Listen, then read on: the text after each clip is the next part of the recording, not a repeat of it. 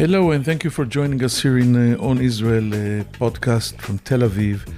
This is Ben Caspit. As Mark Twain said when his obituary was published prematurely, reports of the Labour Party's demise have been somewhat exaggerated, at least for now. The party, whose founders established and ran the State of Israel for its first 30 years, had dropped in the polls to the point where it was no longer considered electable. Support for the once unchallenged party had been eroding for years. What little credit it had was wiped out by the decision of its former leader, Amir Peretz, to join the Netanyahu government last year, and by the betrayal of Knesset member Orly Levy Abekassis, who ran on the Labour ticket but crossed the lines to the Likud. Against all odds, with fresh new parties popping up all over the place, the old lady of Israeli politics was suddenly back, revived by feminist maverick named Merav Michaeli. She rejected the "do not resuscitate" order issued by the public and all analysts, and was chosen party leader. According to the latest polls, Labour is now back in the game with a solid fighting chance in the upcoming March 23 elections. A handful of smaller parties that emerged in recent months, some hoping to feed off Labour's remains, has crashed even before takeoff. One of Labour's newest faces is Rabbi Gilad Kariv, fifth on the Knesset list. He stands a real chance of being elected, which would make him the first Reform rabbi to serve in the Israeli parliament. While the Reform movement in the United States is the largest Jewish denomination, the Reform community in Israel is not recognized by its Orthodox establishment and generally keeps a low profile. Kariv is one of its most public faces, and his clashes with Orthodox representatives have provided fodder for the media. That arena could now move to the Knesset, with the eyes of Jews around the world turning to watch events that may shape the future of the Jewish religion. Kariv is an Israeli-born lawyer, and along with his rabbinical work, he has served as an articulate social and political activist. We will talk with him about Labour's prospects, about his plans if he elected, about the incredibly complex intermingling of religion and state in Israel, and about the deep crisis triggered by the coronavirus epidemic with a large ultra-Orthodox community that refused to play by the rules and expose its true status as a state within a state. Rabbi Kariv will join us right after this short break. If you're listening to this podcast, you obviously care about the Middle East, and if you do, you should probably be reading El Monitor. El Monitor is a global newsroom headquartered in Washington, D.C., with a network of over 160 contributors around the world. El Monitor offers first-class reporting and analysis from a range of perspectives, and an approach that represents the highest journalistic standards, as well as an award-winning commitment to press freedom and independence. If you haven't done so already, visit us at elmonitor.com, check out our articles, and sign up for our free newsletters. There's a lot to choose from, including the Week in Review, an essay that offers unusual insights and forecasts into the region based upon El Monitor's outstanding reporting. And if you haven't done so, please subscribe to our El Monitor podcast on your favorite podcast platform, On Israel with Ben Caspit, and On the Middle East with me, Andrew Parasolidi.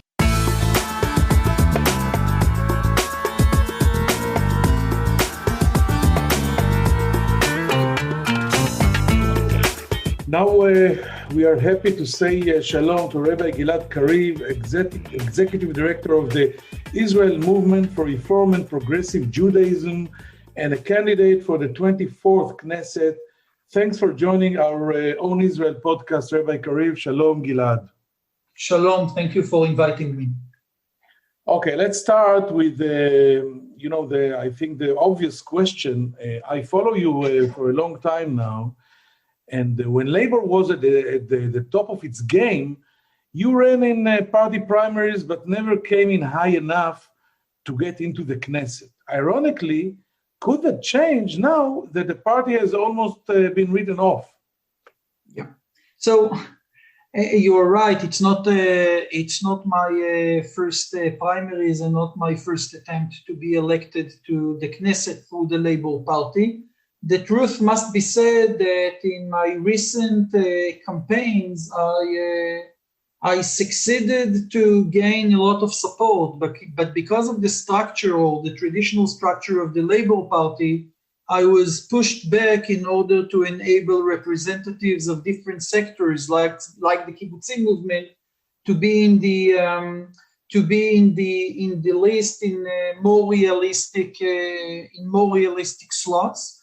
This time, because the party is working hard to save itself and to maintain its political strength, the structure of the list was changed. And in a way, I think that I succeeded to realize this time my actual political strength in the party, because the party knew it has to renew its list. You could make history by becoming Reform Jury's first Knesset rabbi representative. Are you concerned about, for example, the clashes that are likely to happen with the 15 or 16 Knesset members of the ultra-Orthodox parties? So first, I must say that I will not be the first MK that is a member of the Reform movement in Israel. We had at least one Knesset member that represented the Independent Liberal Party that was the late chair of the Reform movement. But you are right that I will be the first Reform rabbi and a person that is first and foremost identified with progressive Judaism, the non-Orthodox streams. Now, if I'm afraid, no, because I think that the reason almost 10,000 people, members of the Labour Party, voted for me was because they wanted someone to present an alternative voice to the Jewish perspective of the ultra-Orthodox parties and Knesset members. I don't want to say that I'm looking forward to have clashes with the ultra-Orthodox MKs, but this is exactly what I did in the last 20 years, and I'm planning to continue my work in the Knesset to present a progressive Jewish Zionist voice.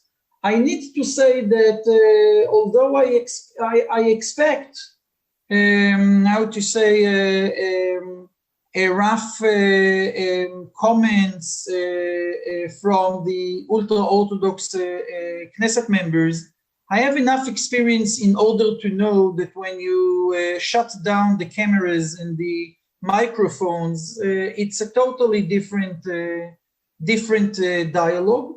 I think that today the vast majority of Israelis understand we need to redesign the relations between the ultra-Orthodox community and the state. This is exactly my next question to you. I want to dive into the details, but before this, so if you bump into a Aryeh Deri or a Moshe Gafni in the Knesset without cameras and microphones and nosy journalists like myself, can you start a dialogue with them? And intimate? So let's start by saying what is of course obvious, because this is part of my religious and civil political philosophy. I didn't boycott any stream of Judaism, including the ultra-Orthodox community. It's the political leaders of the ultra-Orthodox community that publicly boycotting us. Now, let's go back to the negotiations we had around the Western Wall Agreement, that there was an ongoing dialogue with the leadership of the ultra-Orthodox parties. They were part of the agreement. Avichai Mandelblit, that back then was the secretary of the government, brought to them the results of each and every negotiation meetings we had with the Prime Minister team.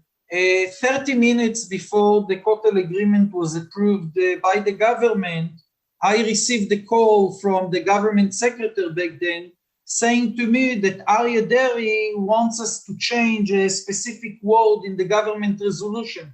The dialogue went into this level of details, unfortunately. And the government approved the decision and the resolution, and whatever happened later, we all know.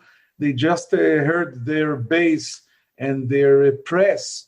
I'm talking about the ultra-Orthodox, and they just regretted the whole thing. Yes, and I must say it's not only about the ultra-Orthodox politicians; it's also about the Prime Minister, because I think that the Prime Minister Netanyahu, that was deeply involved in the negotiations, showed not for the first time and not for the last time that he doesn't know how to deal with public or political pressure, and instead of understanding its role in pushing the ultra-Orthodox leaders to be pragmatic, actually by not standing firm with the agreement, he enabled this situation that the Haredi press or the more extreme forces in the ultra-Orthodox community forced the ultra-Orthodox politicians to climb on a very high tree.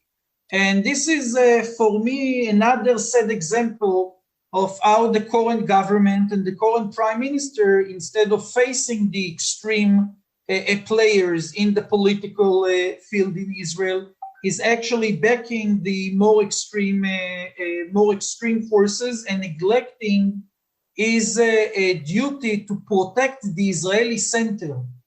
And I'm saying it because in the end, we need to understand that the ability to build a new paradigm of relations between the ultra-Orthodox community and the Israeli state, or the concept of Israeli statehood, depends on the ability of the leaders of the Israeli government. And on the one hand, not to incite. You were talking about politics, but it's also not only political reasons. It's a lot more complicated than this. It's also the personal survival of the prime minister that needs all the 15 or 16 hands comparing to your one vote, if you'll be a Knesset member, in order, to try and escape his trial, etc. Mm-hmm. But I want to ask you, how do you view the crisis of governance exposed by COVID-19, which highlighted the ultra-Orthodox community's rejection of state authority and its consequences for the rest of society, as reflected in the extensive morbidity of their communities? Do you think a dialogue and compromise are possible?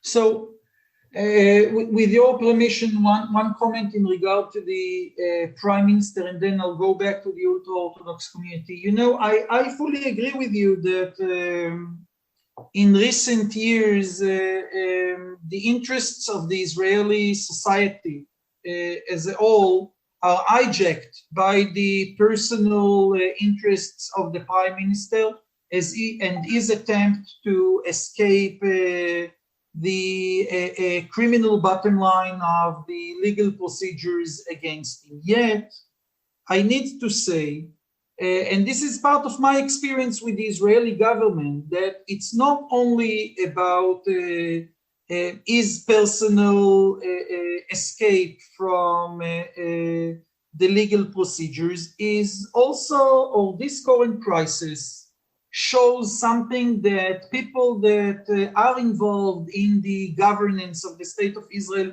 know for a long time, is a very bad manager.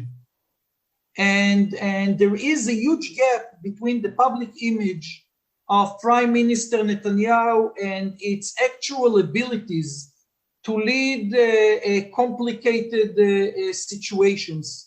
And in that regard, I think that what we see today during the pandemic is not only about his personal interests. It's also about the basic failure of him as a political leader and as a manager of the Israeli executive branch. Now going back to the ultra-Orthodox community.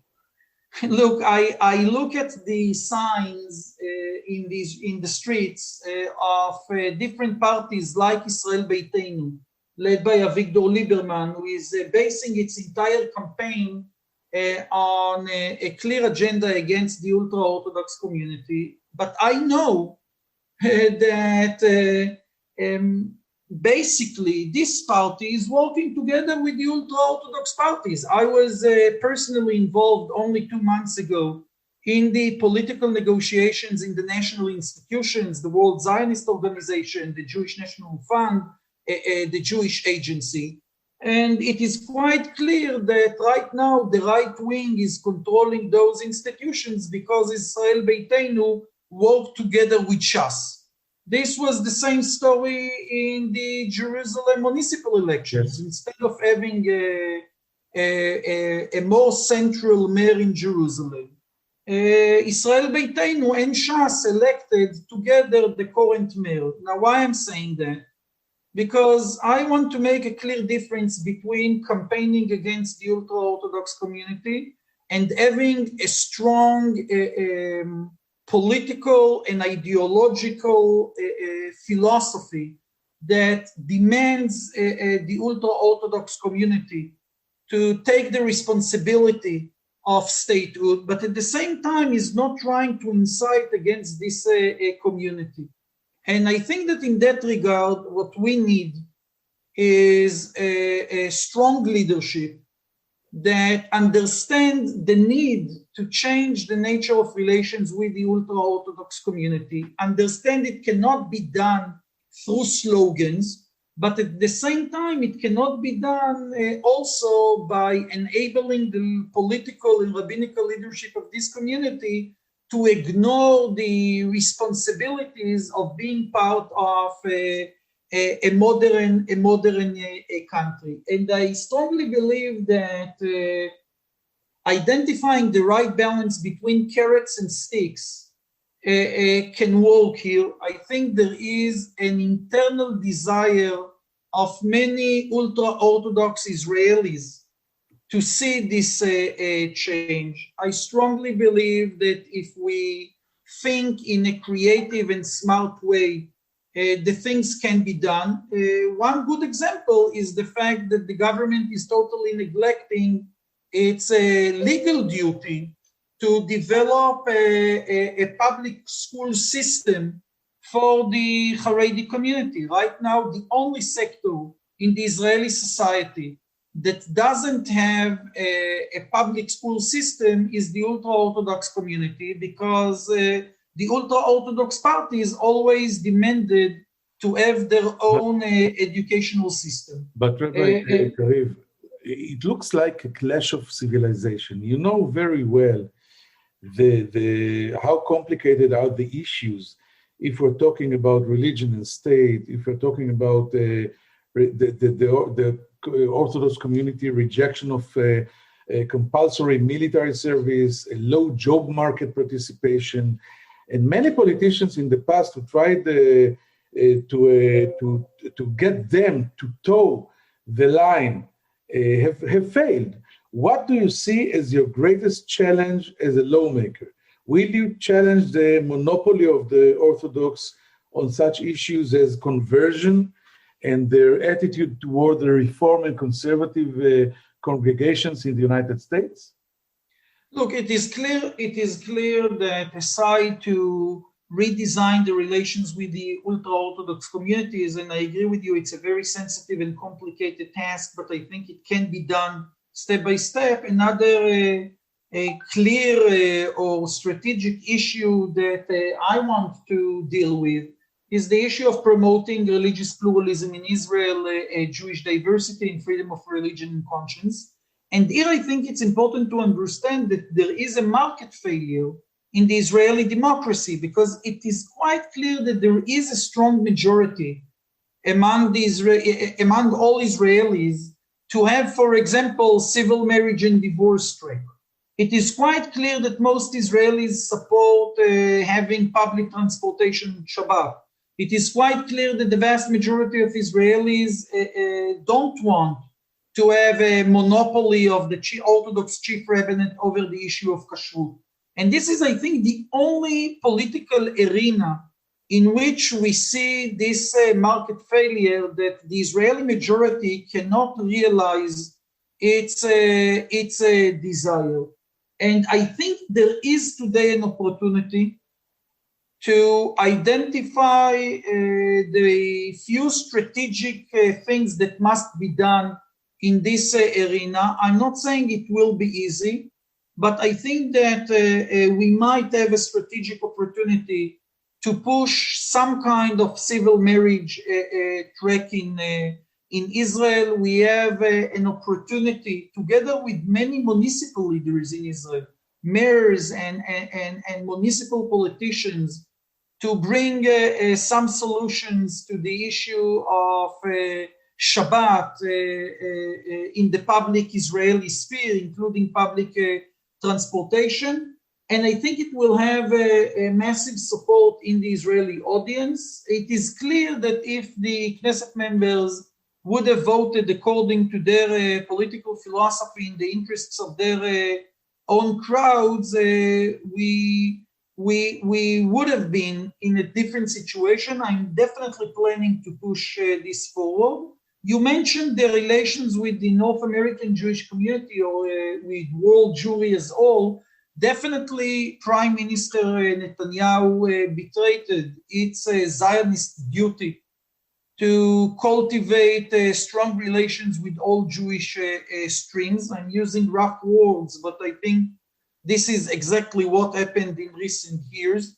Part of his strange and unwise alliance with the most extreme right-wing Christian forces in the US, with the evangelists, was actually to push back the progressive Jewish community, which is the vast majority of North American Jewry. And here I think that the next government, and I hope Prime Minister Netanyahu will not lead it, will have to invest a lot in rebuilding the trust between Jewish diaspora and the state of Israel. I need to say that today it has also an effect on the relations of the Israeli government with the American administration, and I think we don't need to explore in depth the challenge that right now we have with the administration in Washington, D.C., which is by far, if I can say, the most Jewish administration we ever had in D.C. It is clear that our current prime minister is not the right person to rebuild the trust with DC, and it has. I will suggest that the relations between the Israeli government and the non-Orthodox streams in North America have some impact also on this issue. So yes, it's becoming to be a strategic thing. You've just answered, Rabbi Kariv, a very important question that I wanted to ask, but I want to follow up on it because it's such an important issue. I heard personally from many Israeli diplomats in North America that Prime Minister Netanyahu has actually written off the American Reform and Conservative Judaism, although they still exist in his words. They are now moving on a plateau, and right ahead waits for them. I think they're going to fall and disappear because of the intermarriage that is the rate between Jews and non-Jews that is sky high among Reform and Conservative Jews. So he prefers to count on the Orthodox and the Christian evangelists. And I wanted to ask, how do you feel about it? So let me first reply as a leader of the reform movement in Israel and around the world. You know, for 250 years, leaders of other Jewish communities suggest that we are about to disappear in one generation, and meanwhile we became to be the largest Jewish denomination in Jewish life today. I'm not suggesting as a Reform rabbi that we don't have a challenge of Jewish continuity, but I know the numbers, and this challenge belongs to all Jewish communities around the world, including those that enjoy, if we can say, Orthodox dominance. We strongly believe that we need to work very hard in order to secure the Jewish future. And we strongly believe that the only relevant answer is to adopt an inclusive approach. Now, in regard to the Prime Minister, allow me to suggest that the Prime Minister didn't become suddenly to be a Jewish philosopher or an expert of Jewish demography.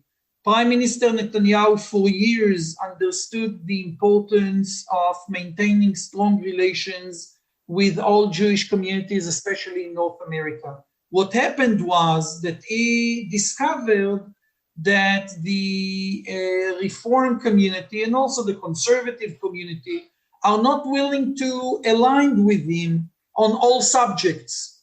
And instead of having a political ability to adopt a more complicated approach to understand that sometimes you can build alliances with communities and individuals that you don't that do not share all your beliefs.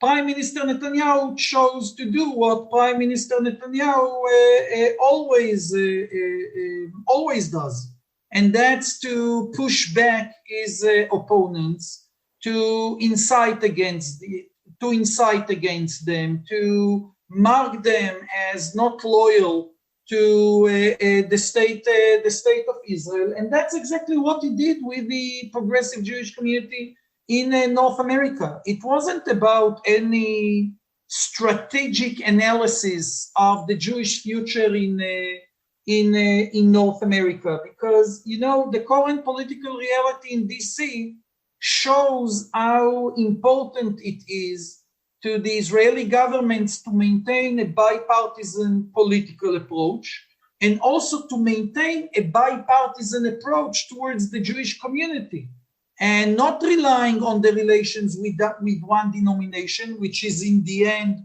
the minority group in North America. I strongly believe that the relations between the State of Israel and the progressive Jewish community in North America are strong.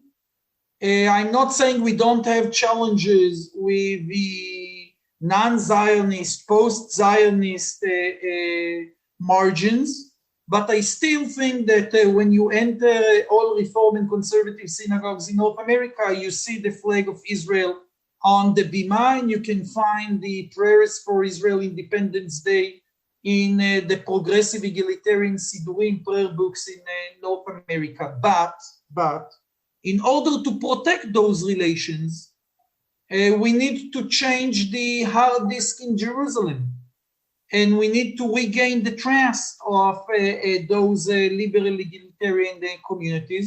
And now I'm speaking as a Labour candidate, it is quite clear that Prime Minister Netanyahu is not the right person to recover the relations with the Democratic administration, and he is not the right person to recover the relations with millions of Reform and conservative Jews. But to wrap up this issue and our conversation as a whole, you're talking as we are going to see a lefty administration in Israel, but you know that the people in Israel moved significantly to the right. We were going to have between 70 or 80 rightist Knesset members in the next Knesset. It's not that it's, you know, it's possible now to elect a lefty prime minister in Israel, and the prime minister's people and supporters, they are even not counting whatever you said before about the nominations. There's so many Jews that we see in President Biden's administration. You know, they're trying to divide the Jews into groups. there are good Jews and bad Jews, and those Jews you're talking about are post-Zionist and leftist, and they're not from our own. And this is, so in my opinion, very dangerous. Look, first of all, I think, and you know it more than I, if we check the political biography and the records of the American Jews who are involved today in the administration, the vast majority of them are devoted Jews and real lovers of Israel. Including Biden, by the way, is not Jew, but he defined himself as a Zionist. Of course, look, the number of Passover seders that will be held in houses of cabinet members and in the White House is unprecedented. And we know that both the president himself and the vice president, Kamala Harris, are involved with Jewish family life, and many cabinet members, and the vast majority of them have a strong record of supporting the state of Israel. Now, here I want, and I fully agree with you, that it's not that the next government in Israel is going to be a central-left government. I do think that we have a real opportunity to have a unity government, which is a true unity government, and not what we saw in the last 9 months. And I'm not putting aside the possibility that, at least for part of the term, we'll have a prime minister who is coming from the ranks of the central, modest left circle in Israel. But going back to what you said, there is a huge difference between the political attitude of people like Gideon Sa'ar and even Naftali Bennett towards the issue of Jewish diversity when you compare it to the attitude of Prime Minister Netanyahu. And I want to say it out loud. It's not that I'm supporting the policies of Gideon Sa'ar's party, or especially not Naftali Bennett's political philosophy. I strongly believe we need to work hard to separate ourselves from the Palestinians, or vice versa, or the other way around. But take, for example, the future Knesset member Dani Dayan, that was a former consul general in New York. And it is clear that he is totally identified with the settlement movement. And I can tell you from my personal experience, Dani Dayan saw as his most important task to have a dialogue with the liberal community in North America. I think that one of the reasons is today not in the Likud, but in Gideon Sa'ar party, is because he understands the damage that the prime minister, with his aggressive attitude. I know it personally, and he was our guest here 2 weeks ago, and we were having exactly this issue in our conversation. Anyway, Rabbi Gilad Kariv, it was a very important conversation. I thank you very much for joining us here in On Israel podcast. Thank you very much. Thank you. We'll be right back with some final thoughts after this break. Thank you, and shalom, Rabbi Kariv.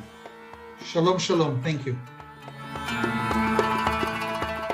I'm Andrew Parasolidi, president of the award-winning media news site El Monitor, where we cover the Middle East with some of the best reporters and columnists anywhere. And I'm excited to announce our new podcast, On the Middle East, where each week I will interview newsmakers from the U.S. and the region about the latest news and trends, with additional commentary from our on-the-ground correspondents. Those of you who follow the region know that what happens in the Middle East doesn't stay in the Middle East. And to cite another great movie line, every time the U.S. tries to get out, the region pulls us back. Your time is valuable, so let me promise you this. You will learn something, and you will never be bored, because each week we'll be talking with and listening to those leaders who are making the news and shaping the trends in this critical and fascinating region. So please subscribe to On the Middle East with me, Andrew Parasolidi.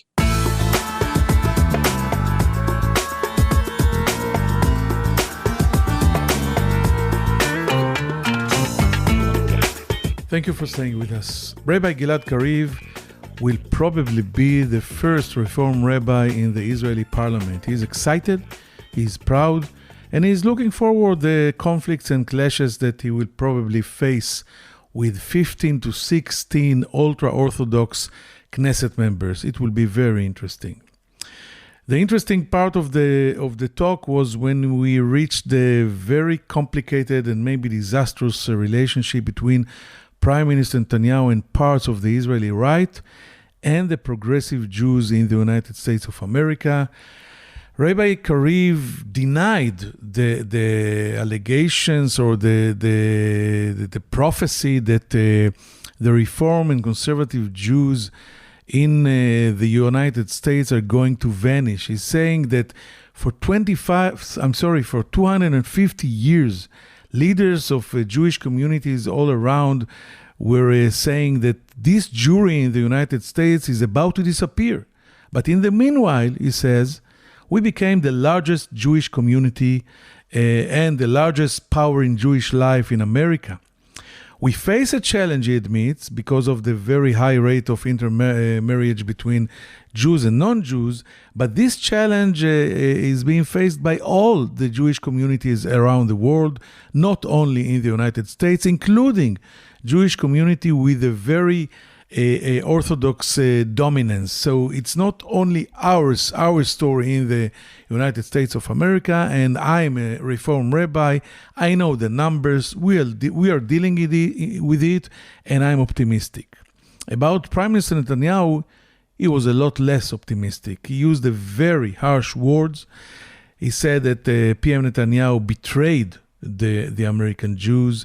Instead of trying to bridge the gap, the political gap, and find a common formula in order to maintain the partnership between Israel and the American Jews, he just wrote them off the map. He is inciting against them.